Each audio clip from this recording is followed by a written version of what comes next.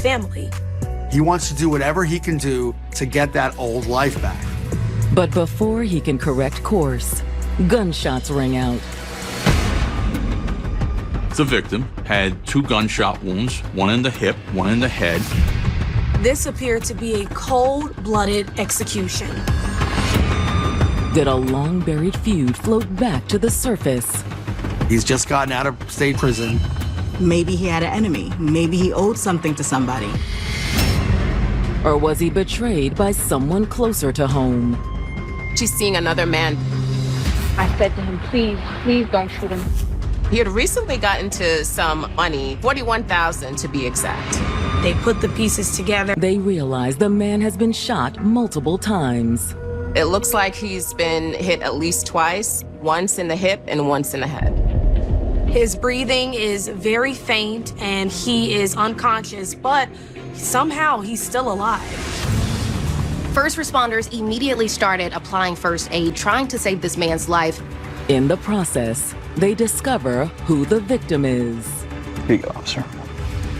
They were able to identify him as 32-year-old Tyrone McCoy. They were focused on everything that they could to try to keep Tyrone alive. New York native Tyrone McCoy was determined to soar above his humble beginnings. Tyrone was the eldest of 4 children who grew up in a low-income home in Albany. Tyrone had a beautiful personality, a bright smile. He was a magnet for all of those around him. Because he grew up in poverty, Tyrone started to explore other options of success so that he could be a great example for his siblings and make his family proud. He could have easily been discouraged, so the fact that he was able to still be determined and wanted to, still focus on bettering himself says a lot about his character. As Tyrone was starting a new chapter in his life, there was a glimmer of hope for him. Tyrone met a woman from his hometown named Tamira. The moment they first met, he thought she was beautiful, that she was funny. He was immediately wowed by her beauty, her intelligence, and the two just hit it off. You got kids or something? Nah, maybe one day. What about you? I've got 2, but their dad isn't around. They talked for hours, and the conversation just flowed like they'd known each other forever. Well, you want to get out of here? Sure. Before he knew it, Tyrone was falling in love. It didn't take long at all for Tyrone to fall hard for Tamira. They were inseparable. He would do anything for her. They end up getting together, getting married, and they have a child on their own.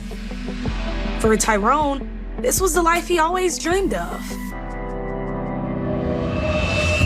But unfortunately, Tyrone's desire to provide for his family got him into some trouble. Unfortunately, he gets involved in some criminal action. Tyrone was arrested for robbery in 1997. He was sentenced for 3 years.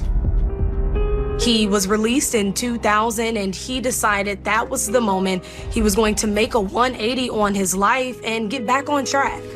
However, Tyrone eventually fell off course again. While Tyrone and Tamira were building a life together, Tyrone was arrested yet again for drug charges. Unfortunately, this time it's a much longer sentence, a 24-year sentence, as opposed to the 3-year stint he had done earlier. Behind bars for a second time, Tyrone was consumed by guilt for the position he'd put his family in. It must have been gut-wrenching to just kind of have to give it all up and to know that he wouldn't be able to provide for his family like he had wanted to. However, Tyrone was determined to make things right. So he became a model prisoner. He stayed out of trouble. He did everything that he could. And eventually, his good behavior paid off. Instead of serving the entire 24 years, he ends up getting out in February of 2007. Tyrone? And the first thing he wanted to do was make things right with his family. Can we talk? Sure. But from Tamara's point of view, it wasn't so simple. What's wrong? I'm not sure about this, Tyrone. 4 years had gone by. She decided to move on with her life, and she was quite unsure if she wanted to open those old wounds with letting Tyrone back into her life. Look, please, give me another chance. I promise I'll never do this to you again. I don't know, Tyrone. I need some time to think. Okay. Take your time. I'll be waiting. He wants to do whatever he can do to get that old life back. In an attempt to win Tamara back, Tyrone would take Tamara out on dates. He would buy her expensive gifts. He was determined to put his family back together. He was willing to do whatever it took. As far as he was concerned, there was nothing that could stand between him and Tamara. But now, instead of winning back the love of his life, Tyrone McCoy has been found shot outside an apartment complex in South Albany. When the first responders arrived on the scene, they immediately tried to administer first aid. And as they're helping him, his breathing is shallow. It looks like he's been hit at least twice. The paramedics do everything they can to save Tyrone's life, but it isn't enough. He's gone. The gunshot wounds to Tyrone's head were too severe. He ended up dying on the scene. When homicide detectives arrive to sift through the evidence, one question is at the front of their minds. Who could have done this and why? Tyrone McCoy has a criminal record. He's just gotten out of state prison. Could someone from Tyrone's past have come back to settle a score with him?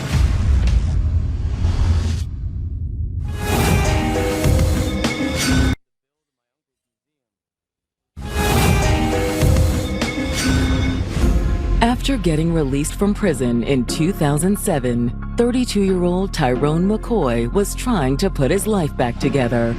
Tyrone was ready to turn over a new leaf and begin the life he felt he deserved. He really vowed to turn his life around. He is making his effort to try to win back his wife. But now, instead of reuniting with his family, Tyrone has been taken from them forever after being gunned down at an apartment complex in South Albany. The question is immediately, who did this? Who shot Tyrone? Based on Tyrone's background, one possibility has already occurred to the investigators. Tyrone McCoy has a criminal record. He's just gotten out of state prison. Right off the bat, police are wondering, could someone from Tyrone's past... Didn't go down easy. The victim had 2 gunshot wounds, one in the hip, one in the head. We've determined that he was likely running, as would be his killer. So the first wound was likely the hip, which put him down. The theory is supported by a trail of blood leading through the parking lot. It strongly suggests that he saw his killer and he tried to get away from him. And the shooter or killer pursued him. After chasing down his victim and wounding him, it looks like the killer stood over him and fired a final shot to his head. This wasn't a crime of opportunity. This was someone who was intentionally going after Tyrone. This appeared to be a cold-blooded execution. Near Tyrone's body, detectives locate a couple more key pieces of evidence. As police are investigating, near the body, they find Tyrone's cell phone, and they also find several .357 shell casings that they believe belonged to the murder weapon. They bag them up and send them off to ballistics for testing. But other than that, detectives are at a loss. The crime scene didn't offer any clues as to who would want Tyrone dead. So the officers decide to canvass the area and see if anybody witnessed this occurrence. As officers start going door to door, it's not long before they run into a woman who says she saw everything from her apartment window. She was one of the individuals who called 911. Yeah, it was around 11 o'clock, and I was just getting ready for bed. And then I heard bang, bang, bang outside my window. She said she heard 8 shots in total. She ran to the window, and that's when she saw 2 men running through the apartment complex parking lot. Detectives are certain one of those men was Tyrone McCoy. She sees the man with the white bandana fire at Tyrone, shoots him. Then the shooter ran to an SUV and drove off. Unfortunately, the witness said it was too dark and she was too far away to make out any identifying information or the license plate. Well, thank you very much for your time. We'll be in touch if we need any more information. But as detectives prepare to leave, another young woman approaches them. Excuse me? Are you the police? Yes. How can we help you? She tells detectives that she has some information that they may want to know. My name's Tamara McCoy. Tamara tells detectives that she is Tyrone McCoy's wife. She says she lives at one of the units in the apartment complex. I think I know what might have happened tonight. That stirred tremendous curiosity from the detectives as to what the real story is. They were finally about to get some answers in this case. Police in Albany, New York, are investigating the murder of Tyrone McCoy after he was gunned down in an apartment complex parking lot. The killer stood over Tyrone and shot the final shot into his head. This was cold-blooded murder. Immediately, investigators are wondering, did someone from Tyrone's criminal past come to hunt him? But now, an important new witness has just approached police at the scene of the crime. Tyrone's wife, Tamara McCoy. I think I know what might have happened tonight. I think at this point that would have stirred tremendous curiosity from the detectives as to what the real story is. Tamara agrees to accompany the detectives back to the police station to give an official statement. Sorry again for your loss. Thank you. Now what can you tell us about Tyrone? Tamira explains that while she and Tyrone are still legally married, they haven't been estranged because he's been in prison the last few years on a drug possession charge. You two didn't get back together once he got out? No, I wasn't sure if I was ready for that yet. However, Tamara said that since Tyrone's been out of prison, he's been trying to woo her and win her back. He keeps buying me presents, taking me out to eat, stuff like that. Tamara hadn't made up her mind of whether she wanted to be reunited with Tyrone, but she also said she didn't wish him any ill will. In fact, Tamara says she was doing her best to set Tyrone up for success. When he got out of prison, she rented a hotel room for him to live in. It's not that far, really, from where Tamira and her kids live. So he's able to come over and visit her, and things seem to be going okay. When was the last time you saw Tyrone? A few hours ago. We went out to eat tonight. Tamara told police she had gone out to dinner with Tyrone that very night. He dropped her off and she went upstairs to her apartment. A few minutes later, she heard gunshots. But Tamara says she didn't realize Tyrone was the target of those gunshots until she heard the buzz around the apartment complex. When she found out that someone had been shot and that someone was Tyrone McCoy, she was stunned. That's when I came and I found y'all. To the detectives, it seems like Tamara is being upfront with them. She's very cooperative, and she seems very willing to provide information. She's answering all their questions. She even draws them a map of the apartment complex for them to take a look around. And that's not all. She admits there's one person that comes to mind as a potential suspect. When Tyrone got locked up, I didn't just wait around for him, you know? while Tyrone was in prison, she moved on, and that included her love life. I met somebody.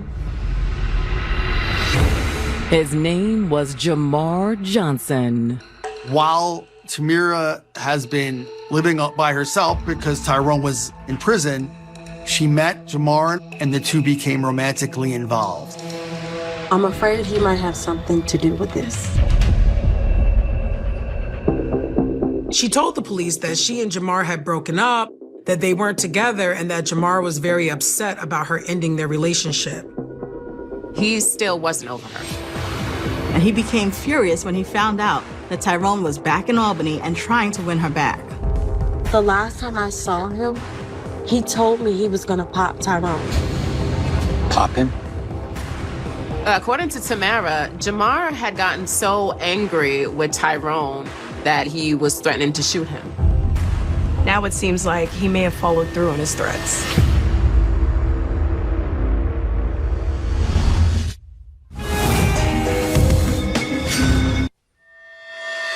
Police in Albany, New York are interviewing Tamara McCoy, the estranged wife of shooting victim Tyrone McCoy. Tamara approached police saying that she's Tyrone McCoy's wife and that she might have information about what happened. And Tamara's just made a shocking accusation. She was telling them about how, although she was married to Tyrone, she had been seeing a man named Jamar Johnson.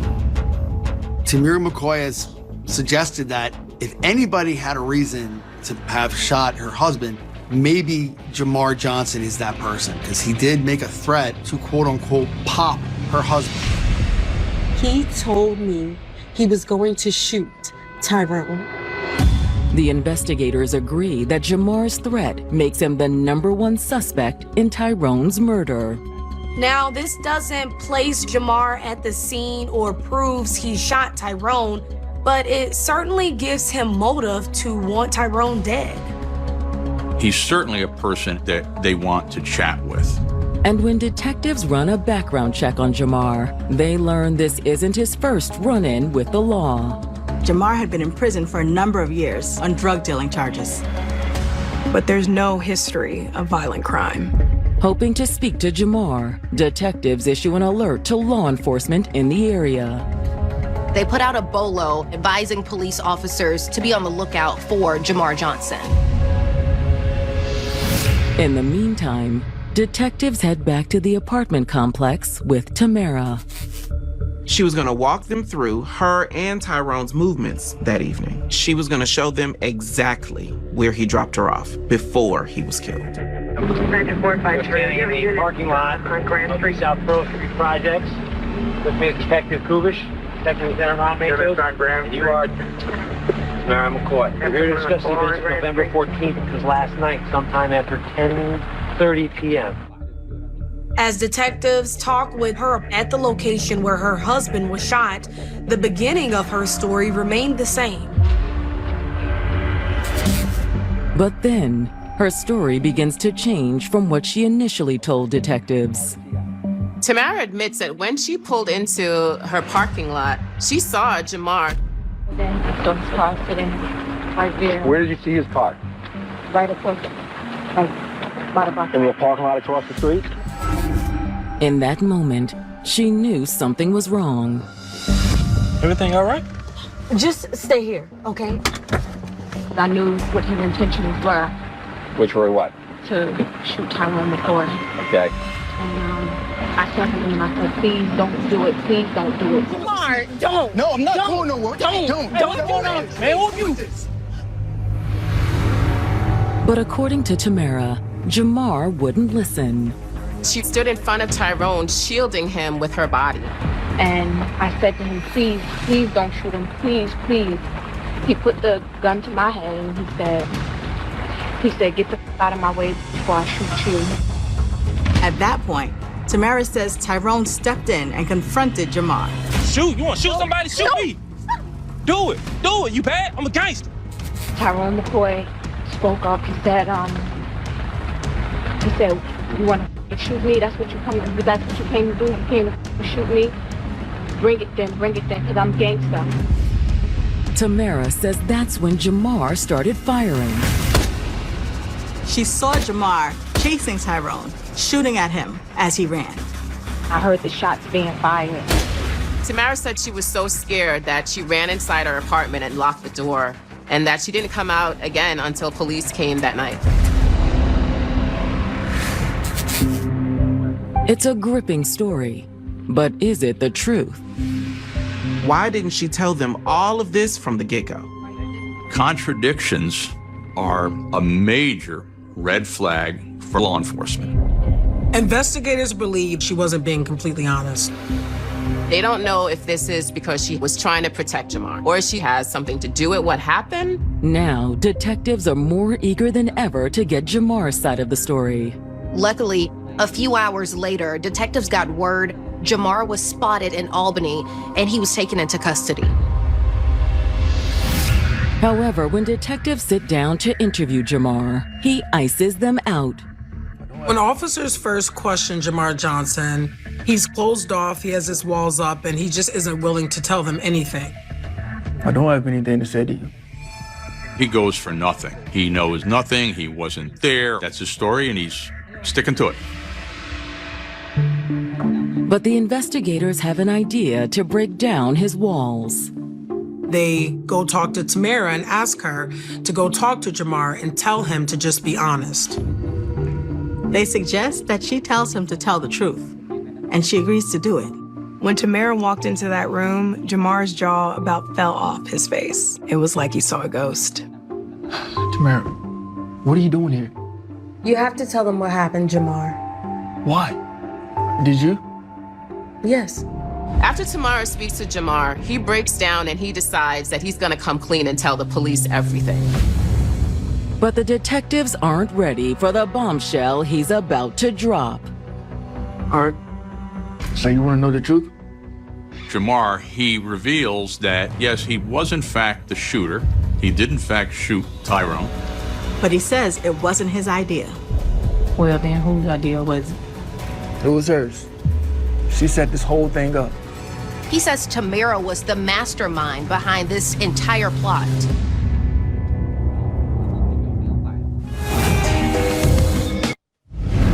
New York police investigating the murder of Tyrone McCoy are closing in on the man they believe is responsible for taking his life.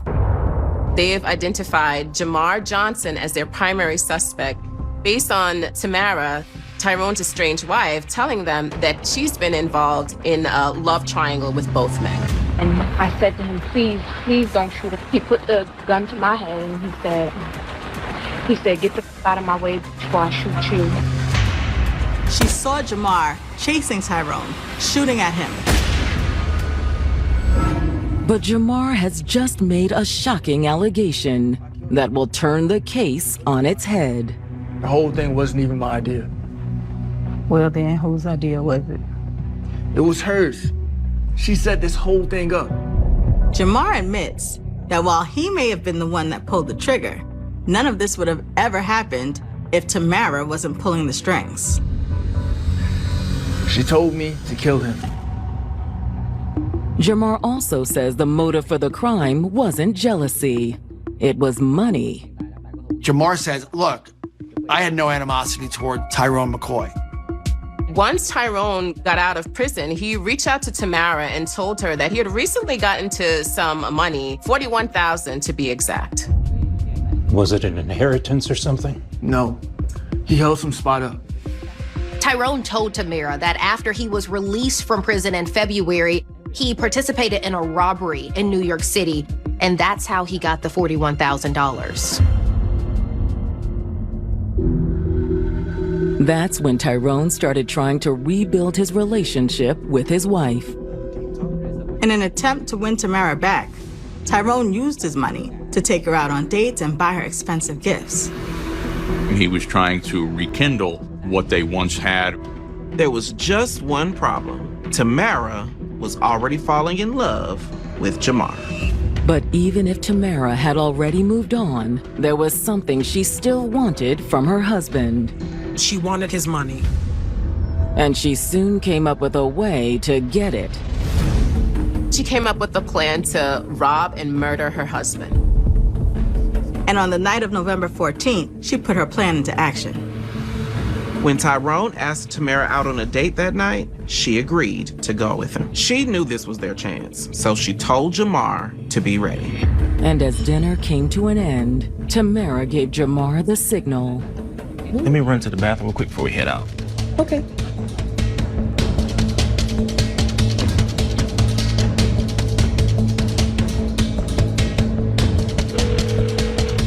Hey, we're about to leave soon. You ready?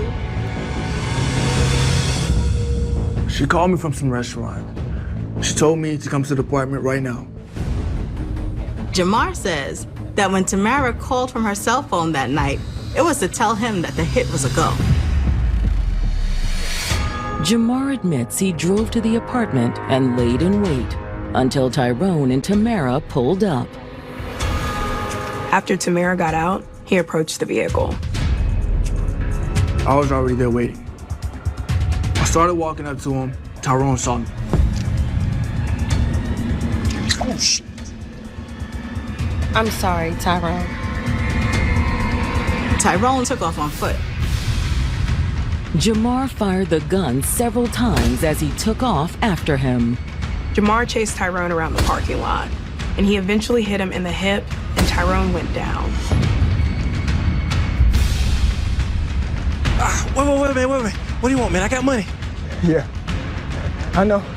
Jamar stood over him and shot him in the head in cold-blooded murder. What did you do with the gun? I threw it in the Hudson River. It's a stunning confession from the man police are now certain took Tyrone's life. Following Jamar's confession, Albany police charge him with murder and they book him in Albany County Jail. However, Jamar's confession isn't enough to also charge Tamara for the murder plot. Detectives are now looking at two people who agree and effectively confess to being at the scene, but they're pointing the fingers at one another. So who, if anyone, is telling the truth? It's possible Jamar wants to bring Tamara down with him because she ratted on him to the police. And maybe the story he was telling was payback for her snitching on him. To get to the truth, the investigators need more evidence. When police manage to unlock Tyrone's cell phone, they find a clue, which appears to support Jamar's version of events. They find pictures of a large amount of cash in what appears to be a hotel room. Investigators note that the photo was taken on November 13th, 2007, just one day before the murder. That seems to be consistent with what Jamar said about Tyrone coming into a large sum of money not long before his death. If Jamar is telling the truth, does Tamara have that same cash in her possession now? Detectives execute a search warrant to Tamara's apartment. And they find just what they're looking for. They discovered a large sum of currency, approximately $10,000, between the mattress and box spring. Detectives can't help but think that this is part of the same cash that Tyrone had photographed. To confirm their hunch, detectives reach out to the motel where Tyrone had been living and obtain surveillance footage from the hours before the murder. When the police review the surveillance camera, they strike gold. Around 7:30 p.m., Tyrone leaves the motel. A few minutes later, Tamara arrives. She approaches the front desk and starts talking to the hotel manager. It almost appears as if she's flirting with him. She was able to manipulate the hotel management into letting her have access to Tyrone's motel room. The police find Tamara sneaking into Tyrone's room while he's away. She's in the room for about 5 minutes, and then she leaves. What was she doing in there without Tyrone?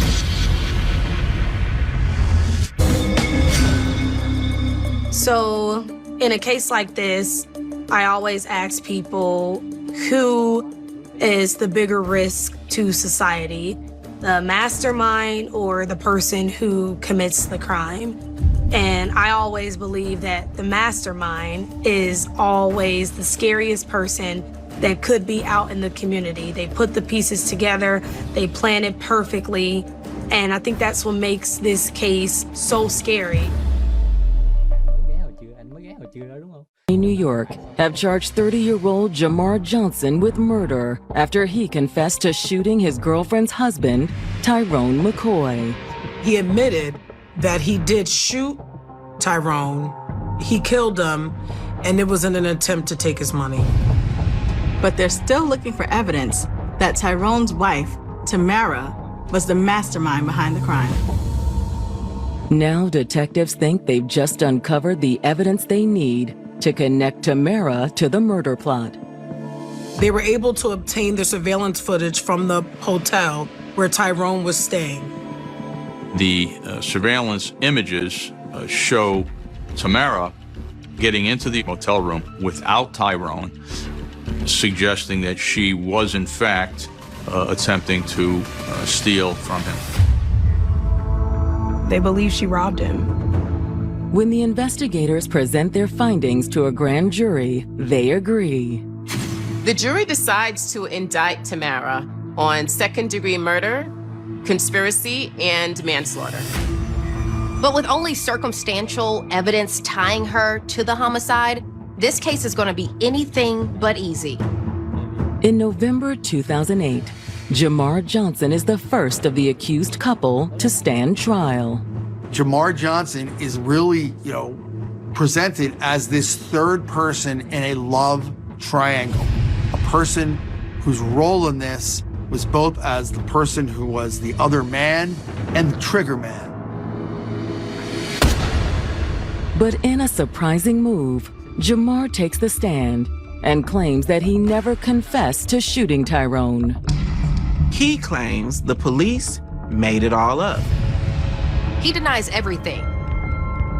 Jamar was like blaming everybody else but himself. He said at one point, "I'm no monster, I'm no killer," and he was really portraying the picture of himself as a victim of the judicial system. However, Jamar's behavior on the stand isn't doing him any favors. He got a little too casual up there because while he's testifying, Jamar starts laughing. And that's like throwing a hanging curveball to a prosecutor. They just swing at it. The Albany County prosecutor says to Jamar, "Mr. Johnson, do you find this funny?" And then Jamar says that he does find the whole thing funny. After the jury retires to deliberate, it's clear the prosecution has hit the home run they were hoping for. There was little Jamar could say to prove that he wasn't a part of this crime, and so he was found guilty. But because investigators believe Tamara was the mastermind, Jamar's charges don't meet New York's criteria for first-degree murder. Jamar was found guilty of second-degree murder and sentenced to 28 years to life. Tamara McCoy stands trial 2 months later, in January of 2009. Unlike Jamar Johnson's trial, I think there was a lot of questions heading into the trial of Tamara McCoy as to, for one, did she do it? And two, will they convict her if she did? Armed only with circumstantial evidence, prosecutors do their best to build a case that will convince the jury. Prosecutors intended to prove that if it were not for Tamara McCoy, Tyrone McCoy would still be living. They argue that after Tamara found out what kind of money Tyrone was sitting on, she was dead set on getting her hands on it.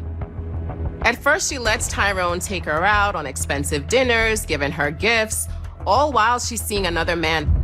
But eventually, Tamara wanted more. She got greedy and decided she wanted all that money to herself. She decides that she's going to take it by any means necessary. So she came up with a plan. On November 14th, 2007, Tamara snuck into Tyrone McCoy's hotel room to steal his money while he was out. They say that the plan was to steal money, to then cover up the crime with murder, eliminate her husband she doesn't want to be with anymore, and the two of them, Jamar and Tamira, can then live happily ever after. When Tamara went to dinner with Tyrone later that night, prosecutors allege that she was plotting his demise the entire time. She is setting up Tyrone McCoy for death at that moment. He doesn't know it. He thinks he's on a date, but he's basically on the last ride of his life.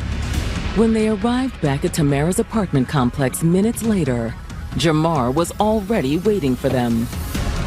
There, Jamar approached Tyrone. What's this?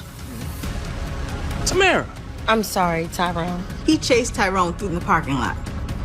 And he gunned him down. Wait, man. I got money. I know.